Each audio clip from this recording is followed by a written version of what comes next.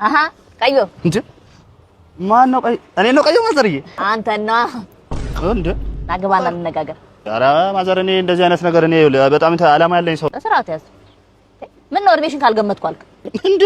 እንደው ባለሳሳት ይኸውልህ ምቾት ይዞት ነው እንጂ 65 ያለ ጥርጥር ደርሰህበታል። 24 ሰፈሩን ነው 22 አይሻሎት? ና አትከፋማ ይዞና ግባ አስደስታል። አንተ አሪፈሩ ይፈሩ ተናገባ ምንድን ነው ተግደረደረው አታ እንዴ ምንድነው የሚፈልጉት? ሰው ሴትዮ ያሞታል እንዴ?